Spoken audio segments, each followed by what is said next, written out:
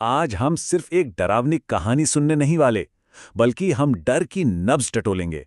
हम एक भूतिया कहानी की पूरी चीर-फाड़ करेंगे और ये समझने की कोशिश करेंगे कि कैसे एक बिल्कुल मामूली सी रात जिंदगी की सबसे खौफनाक रात में तब्दील हो जाती है। तो सोचिए, कहानी शुरू कहाँ से होती है? बस एक मामूली सी लाइन से, अरे भाई, बाजू में बाइक लगा। सुनने में कितना आम लगता है ना?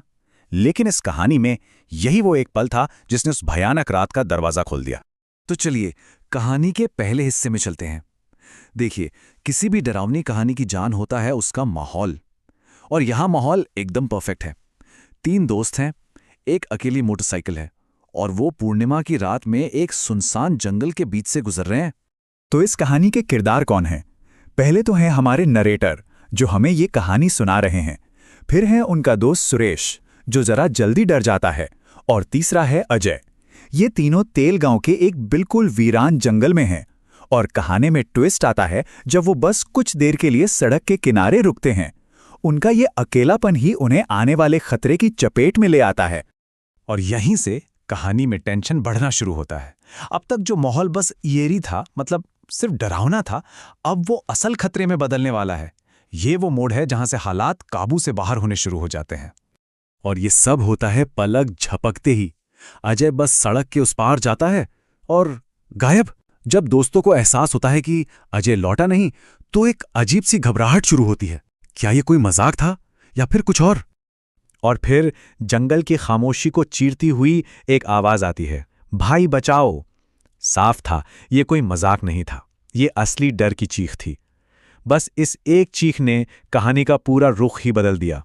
अब ये मजाक नहीं, बल्कि जान बचाने की जंग थी। अब जब वो अजय को ढूंढने जाते हैं, तो जो उन्हें मिलता है वो उनके पैरों तले जमीन खिसका देता है। जमीन पर ताजे खून के धब्बे, घसीटने के निशान, और फिर दूर अंधेरे में एक झलक दिखती है। काली साड़ी पहने कोई औरत अजय को खींचकर ले जा रही है। अब उनके पास पीछा करने के सिवा कोई रास्ता नहीं बचा था।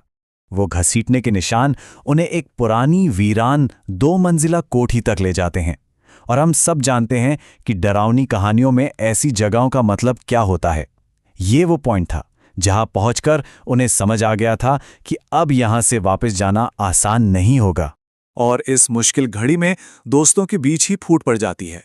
एक तरफ हमारे नरेटर हैं जो दोस्ती निभाने पर अड़े हैं, और दूसरी तरफ सुरेश है जिस पर डर इतना हावी हो चुका है कि वो बस भागना चाहता है। ये दोस्ती और डर के बीच की एक क्लासिक जंग थी। हिम्मत करके वो कोठी के अंदर तो घुस जाते हैं, पर अंदर का नज़ारा और भी ज्यादा भयानक है। हर तरफ सड़न की बदबू, मकड़ी के जाले, और सबसे डरावनी चीज, ऊपर से सीढ़ियों पर टप टप करता हुआ खून।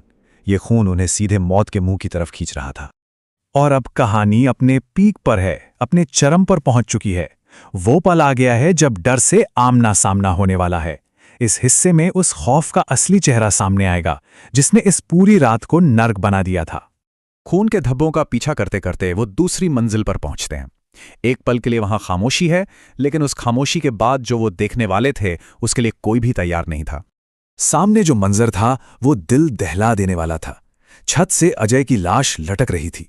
पैर बंधे हुए थे, हाथ नीचे झूल रहे थे, लेकिन उसका सिर गायब था। ये वो पल था जहां सारी उम्मीदें दम तोड़ देती हैं। मगर रुकिए, कहानी का सबसे खौफनाक हिस्सा तो अब आने वाला है।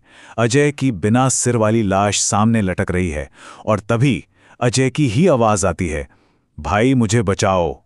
सोचिए जरा, एक मरा हुआ इंसान मदद के लिए कैसे पुकार सकता है? इस पल में डर की सारी हदें पार कर दी।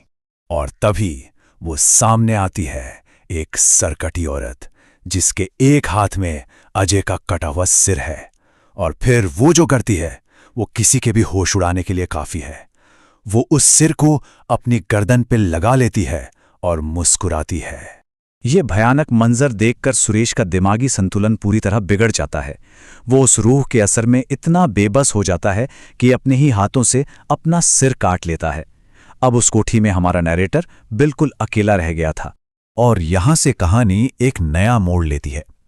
अब ये सिर्फ डर की कहानी नहीं रही, बल्कि उस रूह के पीछे छुपे दर्द और बदले की कहानी बन जाती है। हमें पता चलता है कि इस खौफ की वजह क्या है। अब वो रूह हमारे नरेटर के सामने एक शर्त रखती है एक ऐसी शर्त जिसमें उसकी जान दांव पर लगी है। वो कहती है, मुझे मेरा सर ला दो, वरना मैं तुम्हारा सर ले लूंगी। अब बचने के लिए भागना नहीं, बल्कि एक पहेली सुलझानी थी। तो कौन थी ये औरत और उसके साथ क्या हुआ था? वो अपने पति के साथ छुट्टियां मनाने इस कोठी में आई थी, लेकिन एक रात 3 लोग घर में घुस आए। उन्होंने पहले उसके पति को मार डाला और फिर उस औरत का सर काटकर उसके शरीर और सिर को अलग अलग जगह फेंक दिया। ये कहानी सुनकर वो एक शैतान से ज्यादा इंसाफ ढूंढती एक पीड़ित आत्मा लगने लगती है। तो अब कहानी अपने आखिरी पड़ाव पर है। अब ये सिर्फ डर से भागने की लड़ाई नहीं, बल्कि एक पहेली को सुलझाने की लड़ाई है, जिसका सही हल ही हमारे नैरेटर को जिंदा बचा सकता है। वो आत्मा उसे अपनी मुक्ति का रास्ता बताती है। उसे 3 काम करने हैं।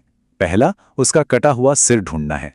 दूसरा, उसकी कब्र से उसकी हड्डियां निकालनी है। और तीसरा, सिर और हड्डियों को एक साथ जलाना है। बस यही एक रास्ता था उसकी जान बचाने का।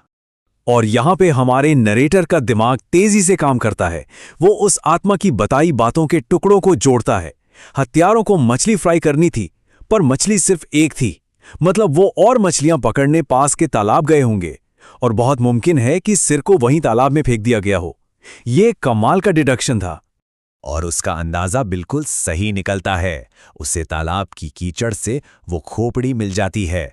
वो फौरन उस आत्मा का अंतिम संस्कार करता है और अपनी आंखों से उस रूह को आजाद होते देखता है। इसके बाद वो उस खौफनाक जंगल से हमेशा हमेशा के लिए भाग निकलता है। तो ये कहानी हमें एक बहुत गहरे सवाल पर लाकर छोड़ देती है। जब किसी पीड़ित का दर्द और गुस्सा उसे ही एक शैतान बना दे, तो फिर असली गुनहगार कौन है? वो खुद या वो लोग जिन्होंने उसे ऐसा बनने पर मजबूर किया? इस पर सोचिएगा जरूर।